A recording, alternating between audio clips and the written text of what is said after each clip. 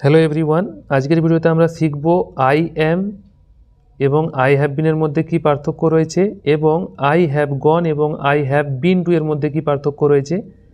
দেখো, I am মানেও কিন্তু আমি আছি এবং আই হ্যাভ বিন মানেও আমি আছি, আবার আই হ্যাভ গন মানেও আমি গেছি, আই হ্যাভ বিন টু মানেও আমি গেছি।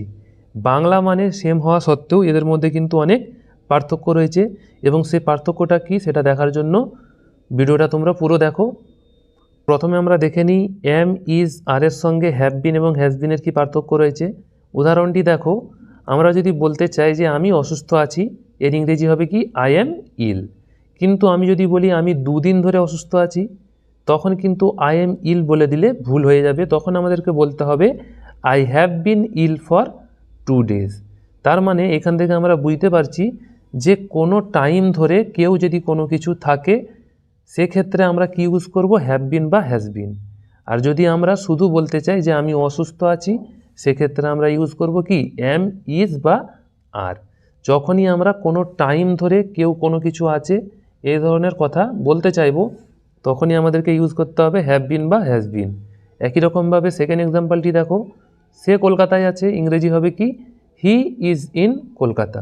কিন্তু আমি যদি বলি সে রবিবার থেকে কলকাতায় আছে, তখন আমাদেরকে বলতে হবে he has been in Kolkata since Sunday. আশা করি বুঝতে পেরেছ।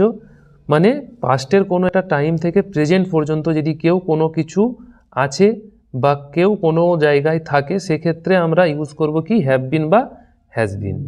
এবার দেখো, সিন্স আমরা কোথায় ইউজ করব এবং ফর কোথায় ইউজ করব।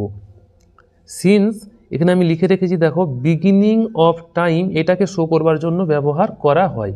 তার মানে কোনো জিনিস কোন টাইম থেকে শুরু হয় সেটিকে বলবার জন্য আমরা সিন্স ইউজ করি, এবং সেই জিনিসটা কত দিন ধরে চলে সেইটিকে বলবার জন্য আমরা ইউজ করি কি ফর। মানে আমরা যদি বাংলায় থেকে কথাটিকে বলি, তাহলে আমাদেরকে ইউজ করতে হবে কি সিন্স। যেমন এখানে আমি বলেছিলাম রবিবার থেকে, সেই জন্য ইউজ করেছিলাম সিন্স সানডে। আর যদি আমরা বাংলায় বলি ধরে, সেক্ষেত্রে আমাদের ইউজ করতে হবে কি ফর। আশা করি তোমরা বুঝতে পেরেছ। এবার আমরা দেখে নেব ওয়াজ ওয়ারের সঙ্গে হ্যাডবিনের কী পার্থক্য রয়েছে। দেখো সেম পার্থক্য, এটা শুধু পাস্ট আর আগেরটা কী ছিল প্রেজেন্ট। মানে আমরা যদি বলতে চাই যে সে একজন ডাক্তার ছিল, তাহলে আমরা সিম্পলিভাবে বলে দেবো কি হি ওয়াজ এ ডক্টর।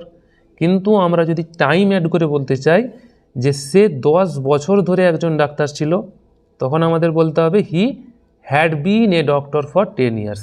তখন যদি আমরা এখানে ওয়াজ ইউজ করে দিই, তাহলে কিন্তু সেন্টেন্সটা ভুল হয়ে যাবে। একই রকমভাবে হি ওয়াজ ইন হসপিটাল, মানে সে হাসপাতালে ছিল।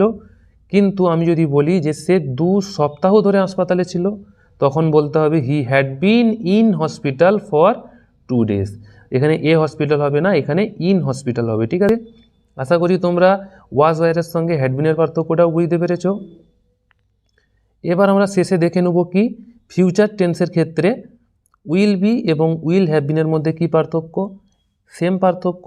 যদি আমরা বলতে চাই যে আমি কলকাতায় থাকবো, আমরা ইউজ করব কি I will be in Kolkata. কিন্তু যখনই আমি টাইম অ্যাড করে বলবো যে আমি 3 দিন ধরে কলকাতায় থাকবো, তখন আমাকে বলতে হবে I will have been in Kolkata for 3 days। তাহলে তোমরা বুঝতে পারছো, তাহলে যখনই টাইম অ্যাড করে আমরা বলবো, তখনই আমাদেরকে হ্যাভ বিন হ্যাজ বিন এগুলোকে ইউজ করতে হবে, সেটা প্রেজেন্টেই হোক, পাস্টেই হোক বা ফিউচারেই হোক। এবার আমরা দেখে নেব হ্যাভ হ্যাজ প্লাস ভার্বের থার্ড ফর্ম এবং হ্যাভ বিন টু এর মধ্যে কি পার্থক্য রয়েছে।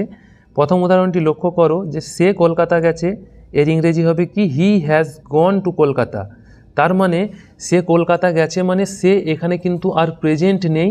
সেক্ষেত্রে আমরা ইউজ করতে পারি কি হ্যাভ হ্যাজের সঙ্গে ভার্বের থার্ড ফর্ম।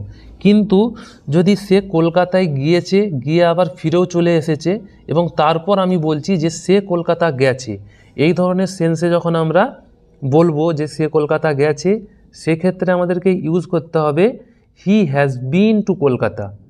তার মানে এখানে আমি লিখে রেখেছি, দেখো কোথাও গিয়ে ফিরে এসেছে। ঠিক আছে, এই ধরনের সেন্স যখন আমরা পাবো, তখন আমাদের ইউজ করতে হবে হ্যাভ বিন টু বা হ্যাজ বিন টু। কিন্তু আমরা যদি বলি যে এমনি যে সে কলকাতা গেছে, মানে সে এখানে আর প্রেজেন্ট নেই, সেক্ষেত্রে আমরা হ্যাভ হ্যাজের সঙ্গে ভার্বের থার্ড ফর্ম ইউজ করতে পারি। তাহলে আশা করছি তোমরা হ্যাভ হ্যাজ প্লাস ভার্বের থার্ড ফর্ম এবং হ্যাভ বিন টু এর মধ্যে পার্থক্য বুঝতে পেরেছো। মানে আশা করি তোমাদের ভিডিওটা ভালো লেগেছে। ভালো লেগে থাকলে অবশ্যই কিন্তু ভিডিওটিকে সাবস্ক্রাইব করবে এবং এই ভিডিওটিকে তোমার বন্ধুদের সঙ্গে শেয়ার করবে। Thank you for watching this video.